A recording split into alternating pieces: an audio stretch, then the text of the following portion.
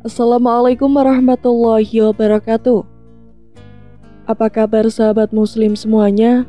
Semoga Allah senantiasa melimpahkan rahmat dimanapun sahabat muslim berada. Ini tentang kisah salah satu sahabat Rasulullah SAW yang bernama Hanzalah bin Abu Amir radhiyallahu anhu. Ia merupakan orang terpandang di kota Madinah. Ayahnya Abu Amir bin Saif adalah seorang pemimpin suku Aus. Abu Amir adalah seorang pendeta hingga akhirnya dijuluki sebagai lelaki fasik, lantaran kala itu Madinah sudah dikuasai oleh kaum muslimin. Sementara sang putra Hanzalah telah lebih dulu masuk Islam. Dikisahkan suatu hari Hanzalah memutuskan untuk meminang sang kekasih, Jamilah binti Ubay bin Salul, anak sahabat ayahnya. Tentu sangat menyenangkan ketika akhirnya dapat bersatu dengan pujaan hati setelah sekian lama sendiri. Pernikahan keduanya berlangsung sangat hikmat. Ikatan suci mempersatukan Hanzalah dengan Jamilah. Pernikahan antara Hanzalah dan Jamilah bertepatan dengan persiapan perang di Uhud. Pagi harinya umat Islam akan menghadapi pasukan kafir Quraisy. Ada yang bilang pernikahan tersebut dilaksanakan lantaran Hanzalah tahu bahwa ia akan ikut dalam barisan pasukan muslim. Sementara pendapat lain berkata, Hanzalah memang sudah sejak lama hendak meminang Jamilah. Seperti pengantin baru pada umumnya, Hanzalah dan Jamilah menghabiskan malamnya dengan penuh cinta. Keduanya saling mencurahkan kasih sayang pada satu sama lain. Karena alasan ini juga, Rasulullah akhirnya mengizinkan Hanzalah agar tidak ikut perang di esokan harinya. Manakala fajar hampir tiba, genderang perang mulai terdengar. Riuh-riuh teriakan pasukan muslim membangkitkan semangat siapapun agar syahid di mata Allah.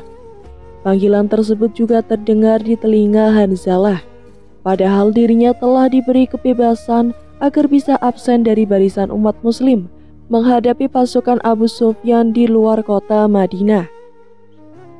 Namun nyatanya dengan sergap, Hanzalah melepas pelukan sang istri yang baru dinikahinya beberapa jam. Ia mengambil pedang dan baju sirahnya lalu keluar dan bergabung bersama muslim lain. Hanzalah berlari ke medan perang dalam keadaan masih junub dan belum mandi. Sementara sang istri menatap Hanzalah dengan sedikit pilu. Jamilah menyaksikan sendiri bagaimana sang suami memakai zirahnya dengan tergesa-gesa. Adalah punggung Hanzalah pandangan terakhir yang dilihat Jamilah dari sang suami. Sesampainya di Uhud, Hanzalah langsung menghunuskan pedangnya pada musuh. Kemenangan terlihat di awal-awal peperangan, hingga akhirnya pasukan muslim nampak tergiur hingga banyak dari mereka meninggalkan pos. Dan disinilah pasukan Abu Sufyan melihat celah dan segera menyerang balik. Pasukan muslim diburu habis-habisan. Namun demikian Hanzalah tak kehabisan semangat. Ia segera mendekati Abu Sufyan dan mematahkan salah satu kaki kudanya hingga membuat Abu Sufyan terpelanting ke tanah. Ternyata Syahdan bin Aswad sudah melirik keadaan Abu Sufyan dan segera menolongnya dari Hanzalah. Dengan cepat, Syahdan melempar sebilah tombak ke tubuh Hanzalah. Usai itu Abu Sufyan dengan lantang berseru bahwa dirinya telah berhasil membunuh Hanzalah, membalaskan dendam anaknya yang terbunuh di perang Badar. Hanzalah meninggal dunia. Perang telah usai. Para mujahidin berjajar menyaksikan saudara-saudara mereka yang telah membeli surga dengan jiwa-jiwa mereka. Mereka mencari sahabat-sahabat mereka yang telah gugur. Hati yang selalu menunggu janji langit yang sedang mencari hati yang mendahulinya ke langit. Tangan mereka meraba-raba jasad Hanzalah yang berlumpuran darah. Kabar meninggalnya Hanzalah akhirnya sampai ke telinga Rasulullah. Di antara para sahabat yang menangisi kepergiannya, Rasulullah justru mengabarkan bahwa Hanzalah telah dimandikan oleh para malaikat. Salah seorang sahabat yang penasaran akhirnya mendatangi langsung jenazah Hanzalah. Betapa kagetnya ia saat melihat wajah Hanzalah bercahaya dan menampakkan senyuman. Dari rambutnya turun tetesan air yang mengingatkan pada air mata Jamilah yang bersedih. Kemudian Rasulullah mengabarkan lagi bahwa Hanzalah tidak dihisab dan langsung dapat mencium bau surga. Jamilah terus merenggut kenangan akan pertemuan singkat yang terpatri dalam jiwanya. Senandung kisah abadi mereka berdua tidak mungkin dilupakan wanginya. Masih tercium di tempat tidurnya. Wajahnya terpampang di atap kamarnya. Setelah kedua matanya tentram dengan cahaya kematian syahid suaminya, dia masih membayangkan melihatnya di negeri langit. Jamilah masih menceritakan kepada para tetangga bahwa dia melihat Hanzalah sesaat sebelum malam pernikahannya. Bagaimana mimpi itu bisa menjadi kenyataan? Jamilah bermimpi melihat langit terbelah untuk Hanzalah. Maka dia masuk dan setelah itu langit itu pun menutup lagi. Sepertinya mimpi ini mengkhawatirkan Jamilah. Dia melihat mimpi itu membawa awan kelam dan ketakutan. Hingga dia meminta kepada 4 orang kaumnya untuk menjadi saksi bahwa Hanzalah telah benar-benar menikah dengannya. Siapa sangka bahwa mimpi yang dia takutkan membawa keburukan. Dan karenanya dia berantisipasi dari fitnah dan tuduhan. Ternyata justru membawa kabar gembira dari langit dan memberikan kepadanya predikat istri seorang syuhada. Namanya secantik orangnya, namun kisah cintanya adalah elegi. Jamilah binti Abdullah bin Ubay bin Salul. Ayahnya gembong munafik, pemimpin yang sangat ditakuti sesaat sebelum datangnya Rasulullah ke Madinah. Tetapi semua berubah ketika hijrah. Orang-orang lebih mengeluhkan Muhammad dan menganggapnya sebagai pemimpin agung di Madinah. Ahli sejarah menyebutkan bahwa ini di antara sebab kebencian dan perlawanannya terhadap Islam, karena ia menganggap kehadiran Nabi sebagai pemicu berpalingnya orang-orang darinya dan membuatnya tidak lagi mendapat kehormatan. Walaupun saat itu ia masuk Islam, namun semuanya hanya kamuflase, lantaran hatinya tidak ikhlas dan jujur dalam berislam. Bertolak belakang dengan keluarga dekat serta anak-anaknya yang betul-betul menjalankan dan memegang teguh Islam. Bahkan anaknya yang bernama Abdullah menjadi sahabat yang dekat dengan Rasulullah. Begitupun Jamilah yang menjadi wanita teladan kita untuk edisi ini. Jamilah sangat taat dalam menjalankan perintah agama. Wanita ini telah masuk Islam dan berbaiat kepada Allah. Suatu hari yang indah, seorang pemuda datang melamarnya. Dengan bahagia ia menerima lamaran itu. Bagaimana bisa ia menolak? Padahal yang datang melamarnya adalah Hanzalah bin Amir, seorang muslim yang solih, gagah serta kesatria pemberani. Setelah itu mereka menikah. Kejadian itu terjadi pada malam hari sebelum perang Uhud terjadi. Jubah malam dihiasi bintang bertaburan dengan membawa suasana damai dan tentram membuai penduduk Madinah dalam memimpin indah. Sebenarnya itu hanya malam biasa, namun itu terasa istimewa bagi pengantin baru, Hanzalah dan Jamilah, karena malam itu adalah malam bersejarah bagi mereka. Hanzalah tahu bahwa besok akan berkecambuk perang yang besar di Uhud. Untuk itu ia meminta izin kepada Rasulullah untuk bermalam bersama istrinya. Sementara dia sendiri tidak tahu dengan pasti apakah malam itu malam pertemuan atau justru malam perpisahan.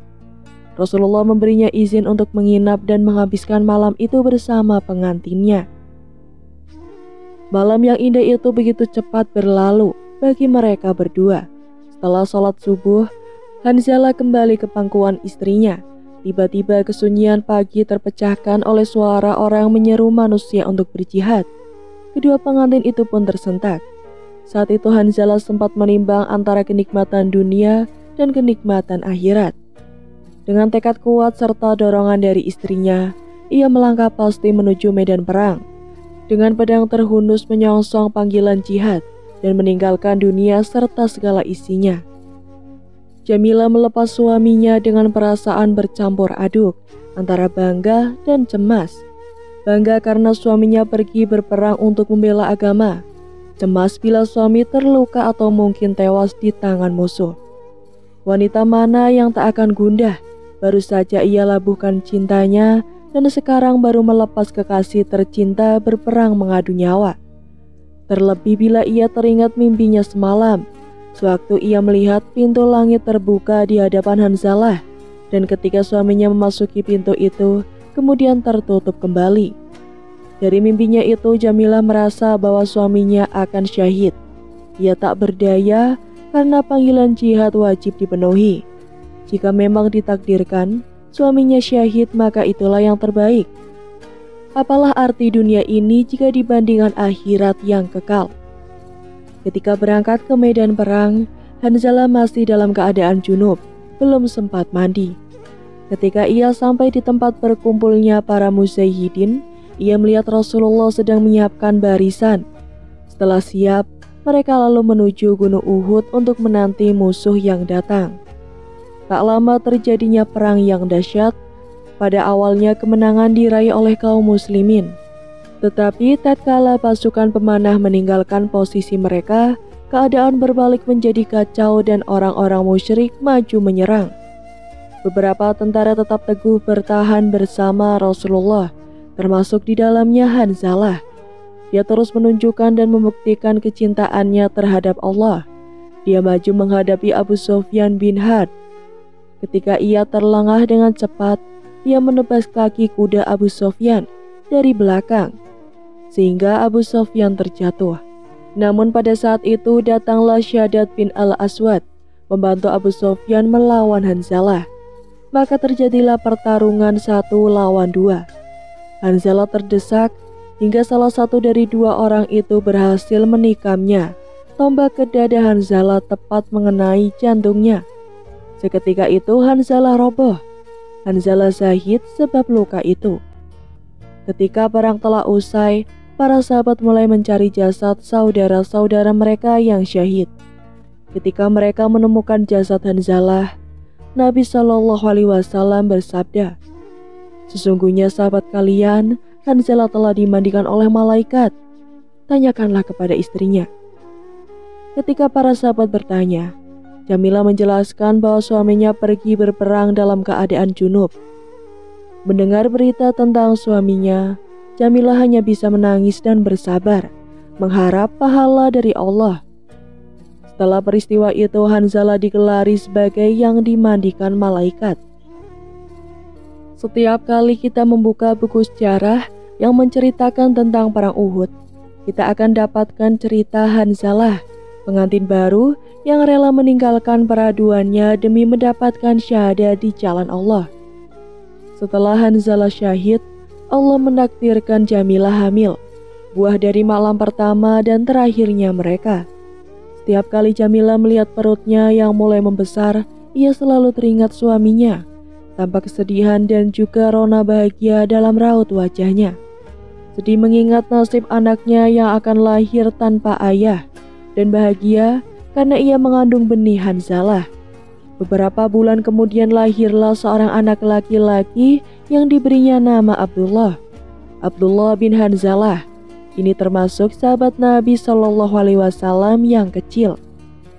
Ibunya mendidiknya dengan baik sehingga ketika dewasa, Abdullah bisa menjadi seorang pejuang dan menjadi syahid, sama seperti ayahnya.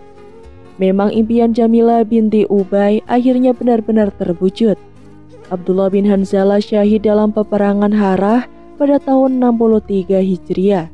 Setelah beberapa lama menjanda, Jamilah akhirnya menikah dengan Syabit bin Qais, seorang juru bicara Ansor, dan di antara sahabat Nabi yang terbaik. Ia ikut berperang dan mencari syahadah bersama Rasulullah, namun ia tidak mendapatkannya kecuali pada masa kekhalifahan Abu Bakar. Dari pernikahan itu, Jamilah melahirkan seorang putra yang bernama Muhammad bin Sabit. Muhammad bin Sabit nantinya juga menjadi syahid bersama saudara seibunya Abdullah bin Hanzalah. Suaminya yang terakhir adalah Hubei bin Yasaf. Ia adalah sahabat Nabi yang masuk Islam ketika bertemu dengan Rasulullah sewaktu beliau hendak berangkat ke Badar. Kemudian ia ikut berjihad di Badar, dan setelah itu ia selalu menyertai Rasulullah dalam setiap peperangan. Hubei wafat pada masa kekhalifahan Utsman. Ahli sejarah ragu apakah Jamilah wafat sebelum ataukah sesudah Hubaib? Semoga Allah meridhoi Jamilah binti Ubay, istri 2 orang syahid dan ibu para syuhada. Seorang wanita yang tabah dalam menghadapi pahit getir kehidupan. Dalam cinta baginya memang tak selalu harus berakhir bahagia di dunia. Namun di akhirat ia berharap akan mendapatkan kebahagiaan sejati. Wallahu a'lam bishawab. Ini bukanlah kisah dongeng dan bukan pula rekaan atau hayalan dari sang penulisnya. Kisah ini diambil dari sebuah buku yang berjudul Al-Qur'ah Al-Ruhiyah karya dari Ustadz Fakih. Syekh Abdul Wahid bin Sabat mengisahkan, suatu ketika kami sedang berada di sebuah majelis, kami memutuskan agar mempersiapkan diri untuk berperang. Saat itu aku memerintahkan kepada teman-temanku untuk membaca ayat-ayat Al-Quran terlebih dahulu. Kemudian salah seorang dari kami ada yang membaca salah satu ayat di Al-Quran yang berbunyi, sesungguhnya Allah telah membeli dari orang-orang mukmin diri dan harta mereka dengan memberikan surga untuk mereka berperang pada jalan Allah lalu mereka membunuh atau terbunuh. Al-Quran Surat At-Taubah ayat 111. Setelah itu ada seorang anak remaja berusia sekitar 15 tahun berdiri dan menemaniku. Anak muda ini telah ditinggal mati oleh ayahnya, dan ayahnya memberikan warisan yang sangat banyak kepadanya. Lalu anak ini berkata kepadaku, "Wahai Syekh, sesungguhnya aku bersaksi di hadapanmu bahwasannya aku berani menjual jiwa dan hartaku untuk ditukarkan dengan surga." Anak ini berani mengeluarkan semua hartanya, semuanya disedekahkan kecuali kuda, alat perang, dan beberapa bekal untuknya. Lalu kami bersama dengan rombongan pun berangkat menuju medan pertempuran. Kulihat anak muda itu berjalan di barisan paling depan dan kuperhatikan anak muda ini jika siang dia pasti berpuasa dan malam harinya dia selalu bermunajat kepada Allah Subhanahu wa Ta'ala sampai larut malam. Selama perjalanan itu, anak muda ini melayani kami dan selalu memberikan makanan hewan-hewan kendaraan kami. Setiap malam sambil dia bermunajat kepada Allah Subhanahu wa Ta'ala, dia menjaga kami ketika kami tengah tertidur. Akhirnya kami pun sampai di kawasan musuh. Pada saat itu tiba-tiba anak ini berteriak, dia mengatakan, "Betapa aku ingin berjumpa dengan Al-Aina Al-Mardiyah." Mendengar teriakan itu kami pun segera menghampirinya, dan aku bertanya kepadanya, "Wahai anakku, apa itu Al-Aina Al-Mardiyah?"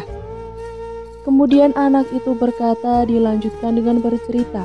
Dia bilang, "Wahai Syekh, suatu hari ketika aku sedang rebahan dan mungkin hampir tertidur, tiba-tiba aku melihat seakan-akan ada yang datang dan kemudian menyuruhku untuk pergi menemui Al-Aina. Kemudian aku mengikuti apa yang diarahkan orang tersebut, hingga aku sampai di sebuah danau. Tapi danau itu kulihat dihiasi aneka permata dan perhiasan. Danau itu sangat indah, bahkan aku tak sanggup untuk menggambarkannya kepadamu. Di sekitaran danau itu ada beberapa bidadari yang cantik-cantik, dan ketika mereka melihat kedatanganku, mereka berkata, 'Ini adalah suami Al-Aina Al-Mardiyah.' Kemudian aku sempat kaget mendengarnya, dan aku harap salah satu di antara mereka adalah Al-Aina. Kemudian aku bertanya, 'Siapakah di antara kalian yang bernama Al-Aina?' Lalu mereka menjawab, 'Kami semua ini adalah pelayan dan pembantu dari Al-Aina. Silahkan Tuan terus jalan ke depan sana.' Lalu aku pun berjalan menuju arah yang mereka tunjukkan. Lalu sekian lama berjalan dan terasa aku pun sampai di sebuah danau yang airnya berubah susu dan rasanya tidak berubah. Di sekeliling danau itu ada taman-taman yang sangat indah. Subhanallah, ada banyak bidadari juga di sana yang kecantikannya membuat aku betul-betul terpesona. Bahkan lebih cantik dari para bidadari yang telah kutemui sebelumnya. Kemudian aku berharap Al-Aina yang kucari adalah salah satu di antara mereka. Saat aku melihat mereka, mereka pun membalas dengan senyum dan berkata, "Sungguh ini adalah calon suami Al-Ainah." Kemudian aku berkata, "Adakah di antara kalian yang bernama Al-Ainah?" Mereka menjawab, "Wahai kekasih Allah, kami bukan Al-Ainah Al-Mardiyah. Kami semua ini adalah pelayan dan pembantunya. Jika Tuhan ingin menemui Ainah, berjalanlah terus ke arah sana." Kemudian aku pun melangkahkan kakiku lagi hingga sampailah aku di suatu danau, di mana airnya adalah hamar. Tapi bukan hamar seperti dunia yang memabukkan. Hamar ini memiliki rasa yang sangat lezat. Di tepi danau itu juga ada sekelompok bidadari yang bahkan kecantikannya berkali-kali lipat dibanding bidadari yang telah kutemui sebelumnya. Kali ini aku betul-betul berharap semoga saja Al-Ainah yang kucari adalah salah satu dari seorang dari mereka. Lalu aku pun mengucapkan salam, kemudian bertanya, "Apakah di antara mereka ada yang bernama Al-Ainah Al-Mardiyah?" Mereka pun menjawab dengan jawaban yang sama seperti di danau sebelumnya. Aku disuruh jalan terus ke arah yang mereka tunjukkan. Kemudian aku pun melanjutkan perjalanan. Kali ini aku sampai di tempat yang sangat indah, di mana aku didapati sebuah danau yang akhirnya berubah madu murni. Bidadari-bidadari yang ada di tempat itu pun memiliki wajah yang sangat cantik yang mengeluarkan semacam cahaya. Wajah-wajah mereka tak bisa aku lupakan, maka aku pun bertanya dengan pertanyaan yang sama. Dan mereka pun menjawab dengan jawaban yang sama. Aku disuruh berjalan terus ke arah depan. Singkat cerita, akhirnya aku kesekian kalinya aku berjalan menuju suatu tempat, di mana tempat itu ada sebuah rumah mungil yang bangunannya terbuat dari batu mutiara yang indah. Di depan pintunya ada seorang bidadari yang cantik memakai perhiasan. Kemudian bidadari itu berkata, "Wahai Al-Ainah Al-Mardiyah, ini suamimu sudah datang." "Wahai Tuan, masuklah ke dalam, engkau telah dinanti-nantikan oleh Al-Ainah Al-Mardiyah di sini." Setelah masuk ke dalam rumah yang mungil, aku melihat seorang bidadari yang amat cantik dan begitu anggun, sedang duduk di atas ranjang yang berhiasan dengan berukir emas. Dia mengenakan mahkota yang berhiaskan intan dan batu yakut. Dan inilah sosok bidadari tercantik yang pernah kulihat sepanjang perjalananku ini. Aku sangat terpesona saat menatapnya. Kemudian dia berkata, "Selamat datang wahai kekasih Allah. Sesungguhnya sebentar lagi engkau akan mendatangi kami." Lalu aku pun menghampiri dia dan bermaksud untuk memeluknya. Tetapi kemudian dia berkata, "Tunggu sebentar, kamu tidak bisa memelukku karena kamu masih memiliki roh kehidupan." Saat itu aku tersentak kaget, aku semakin tidak sabar ingin bertemu dengannya. Namun di tengah-tengah kebahagiaan yang tiada tara itu, tiba-tiba ada suara sahabatku yang memanggil, "Keluarlah kau, pergilah temui ia," ucap Al-Mardiyah. Lalu aku pun segera bangkit karena tak mampu menolak ataupun melawan panggilan dari sahabatku itu. Namun ketika aku berdiri, Al-Ainah menarik selendangku dan berkata, "Berbukalah puasa malam ini di sisi kami." Kemudian aku pun bangun dari tidurku, dan ternyata sahabatku lah yang membangunkan tidurku itu. Dan ternyata juga aku sadar bahwa aku baru saja mengalami mimpi yang menakjubkan. Lalu aku menangis sejadi-jadinya. Aku menangis karena mengira semua mimpiku itu tadi adalah kenyataan. Karena itulah ketika aku terbangun dan mulai sadar, tak ada yang bisa aku lakukan kecuali hanya menangis. Lalu Syekh Abdul Wahid berkata, "Ketika obrolan kami belum tuntas, tiba-tiba ada segerombolan prajurit musuh yang datang menyerang kami. Anak muda itu segera menyambut kedatangan mereka dengan gagah berani. Dia kulihat begitu lincah. menyebutkan pedangnya ke sana kemari sampai akhirnya 9 orang dari musuhnya terbunuh di tangannya. Kami berhasil mengalahkan dan mengusir mereka. Tiba-tiba kami mendengar teriakan lirih, tapi sangat jelas di telinga kami suara lirih itu. Kami menuju arah suara itu, dan ternyata aku dapati anak muda tersebut bersimbah darah. Dia bersimbah darah sambil berkata kepadaku, "Wahai paman, Al-Mardiah telah benar-benar menjemputku." Anak muda itu pun meninggal dunia sebagai syuhada tepat ketika matahari terbenam, yakni tepat di waktu berbuka puasa, dan ku tahu dia dalam keadaan berpuasa. Seperti apakah bidadari surga itu? Apa yang terlintas di benak Anda ketika mendengar tentang bidadari surga? Sebagian besar yang terbesit dalam pikiran ketika mendengar tentang bidadari surga adalah sosok cantik, suci, dan menawan. Gambaran bidadari surga yang cantik, suci, dan menawan tentu tidak salah. Namun ada hal yang dapat memberikan gambaran yang lebih tepat dan detail tentang bidadari surga. Dalam ajaran Islam, apa yang kita sebut sebagai bidadari surga bukanlah semata-mata dongeng belaka.